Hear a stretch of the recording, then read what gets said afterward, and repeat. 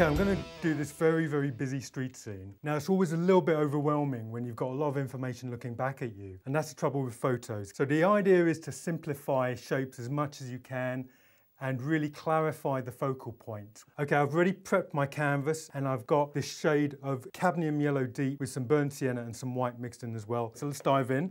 And I'm going to start off with some cadmium yellow medium. I'm then going to add some burnt sienna, and I'm just going to add viridian green to the corner of the brush just to vary the colour a little bit more, and lay it on up and down brush strokes on one side and also on the other. It's always a good idea to work on different sections at the same time, so you get a unity between the two. At this point, I'm more interested in how fresh and exciting the paint's going on the canvas. The more I look at the scene, the more information I'll take on board. So I might start indicating where there's dark areas. So there's some leaves on this side and underneath the canopy. Just gonna use some stronger burnt sienna in this corner. So it's a good idea to have dark areas around the sides that lead you into lighter areas. Right, just going to go down a brush size. As I get into the more complicated areas, I just have to be a little bit more thoughtful about what I'm describing. Now, there's two figures which are going to be my main focus for this scene. So what we'll do, we'll get some cadmium red mixed in with some burnt sienna, just to describe one of the guys. Now, figures are quite complicated, so I'm just going to treat them as just blocks of colour at this stage. One there, and there's another guy next to him. And I'm literally going to use a little bit of dark green with some cadmium yellow to describe their heads. Now, the area of the back is quite highly lit, so I'm going to use lots of yellow with some burnt sienna, and again, just streak some of these warmer colours in the background. So we'll get some legs on that character, and again, a few more smaller brush strokes in describing the features in the foreground. There's some dark and light areas, so we'll just lay in a couple of stronger shades. I'm still using the colours I started with, which are burnt sienna, viridian green, and some cadmium yellow. And I'm just doing these very, very blocky brush strokes to describe information. The trouble with fine brushes at this point, you start to define less important areas. So very, very good idea to try and restrain yourself from using those till later on. Now, that's pretty much all I want to do for this stage. So I'll just let this settle down and I'll come back to it once the paint has allowed to dry a little bit more. So now I've let the initial layers of paint dry off a little bit, I can go in with a little bit more definition and detail. So we've got some cadmium yellow medium and some burnt sienna and a tiny bit of white as well. And what we're going to do, we're going to just start cutting into some of these dark shapes. Big canopy here, which I'll describe in one go, hopefully. And there we go. With acrylics, you tend to work dark to light, so it's always a good idea to leave your strongest whites till the end. So I might use a little bit of white here and there, but it's always mixed in with some colour until the very end. So the consistency of the paint is really important at this stage. If you're not using the heavy body paint and using the more free flow formula, you could always add a heavy body enhancer to it to really bulk up the paint. And we'll lay in a few more marks. Again, fairly expressive with the brush strokes, really make every mark count. Now at this point I want to introduce maybe other colours. So I'll get some cerulean blue in with some yellow and the burnt sienna I've been using.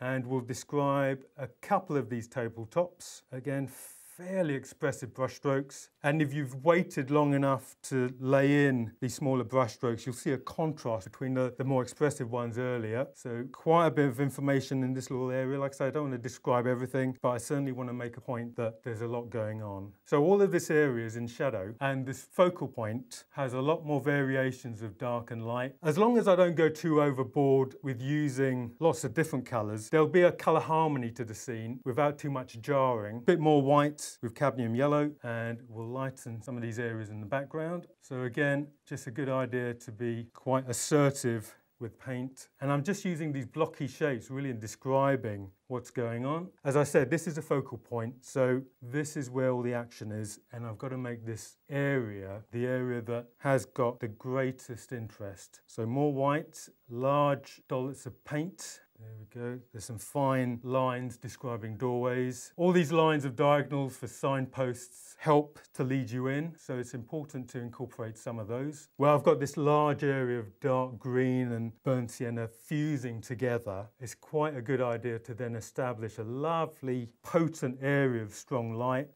And again, a couple more doorways, a few more little marks on this side. Again, I'll go back to my burnt sienna, cadmium yellow, a little bit of iridium green. All of a sudden it adds a bit more life. The thing about acrylics, you tend to work dark to light. So even if you had a very dark base, it will provide more interest when you put the lighter shades over it. Okay, I'll just go down another brush size, just to describe a little bit more detail in the focal point. Just going to use a little bit of cerulean blue. I don't often clean my brushes out too much because I like the way all these colours interact with each other and just create some interesting blends all by themselves. And there's another figure with a red t-shirt over there and a couple of warmer shades at the back. This is the interesting area, so I want to make sure this is what you're going to focus in on. And I'll just let these layers settle down a little bit more, and I'll come in at the very end with some really fine detail just to sharpen up the scene a little bit more.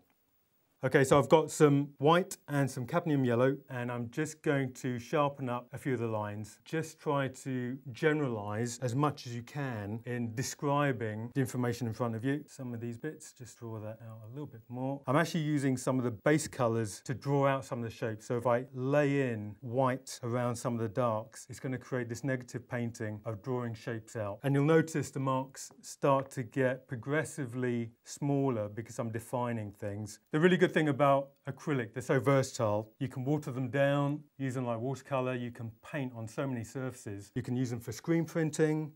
You can use them on MDF. You can paint murals with them. Because they're made from a plastic, they're durable, and apparently they last for 100 years. Quite important to be assertive about these highlights so they really stand out. And again, I'm using these flathead brushes to give me a nice crisp brush stroke. This is a 1/2 inch brush. Your brush should progressively get smaller as you lay in detail. What I will do is just lighten the top of this guy's shoulders, and again, just working my way around the painting, describing bits of information as I go. The added interest is in the thickness of the heavy body paint, because I can go on quite thick in places to add, like I say, this other dramatic element to the scene. And a few more little bits of highlight on the tables using the same colours I've started with, maybe in smaller amounts, a little bit more white. This area's a little bit empty, so we'll just lay in a few shots of colour. There's all this paraphernalia of touristy goods, so again, just breaking up some of the shapes, maybe a couple of darks as well. A few more highlights, breaking up areas and really conveying this sense of sunlight breaking through just as I work my way around.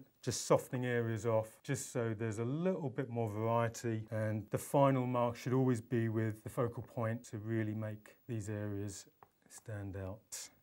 And there we go. It's just a very, very quick study just to show what you can do with a busy scene and just simplifying things so there's a focal point that you immediately look at and you lose all the other secondary bits of information and you make full use of your sharp detail.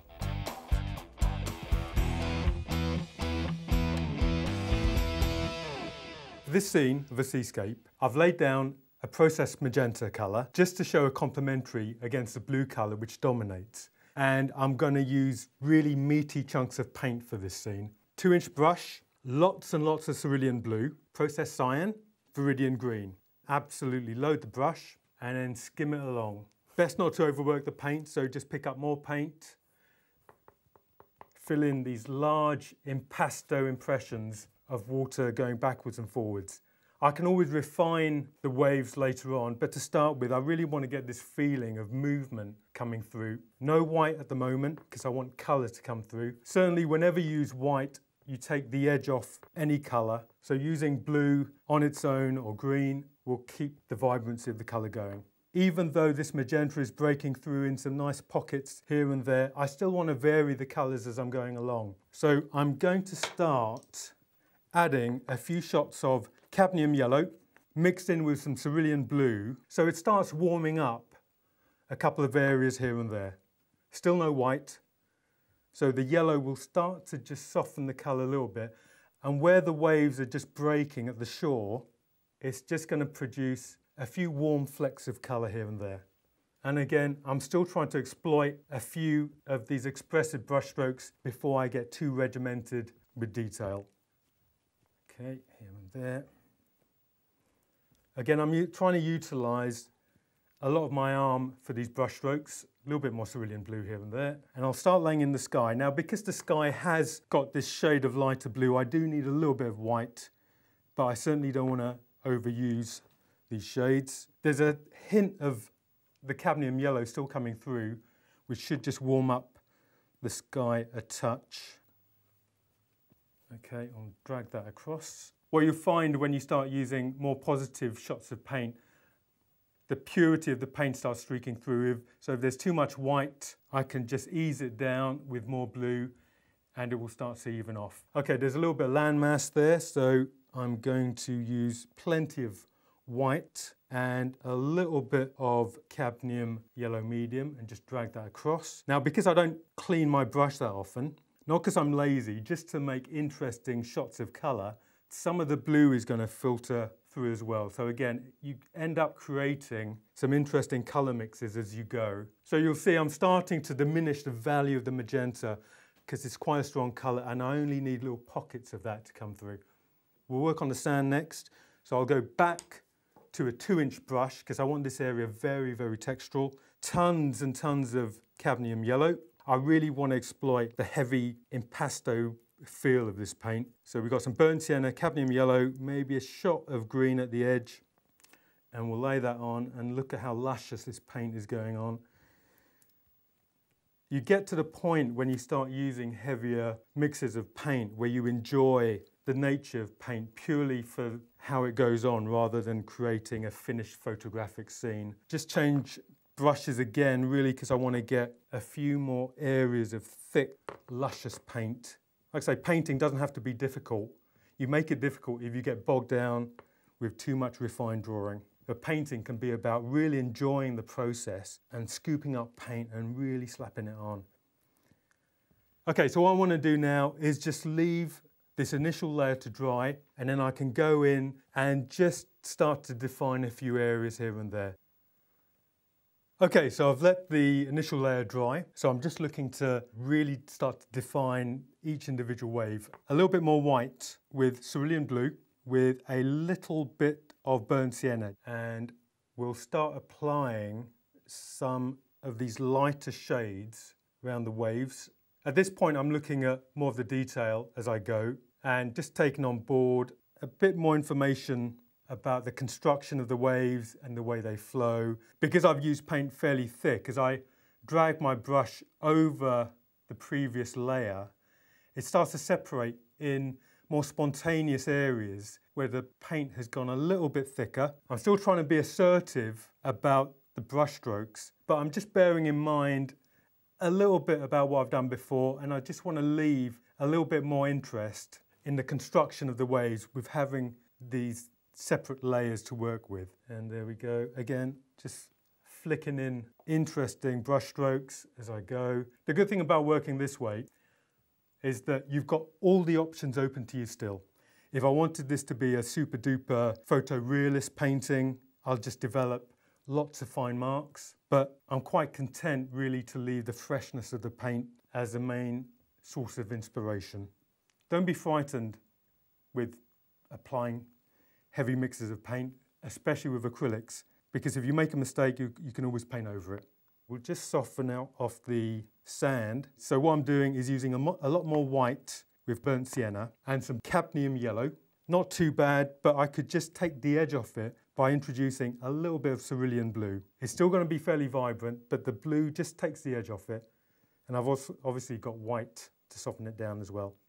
So for the textural sand in the foreground, I'm just doing a few interesting brush strokes just to formulate that people have been walking over this area.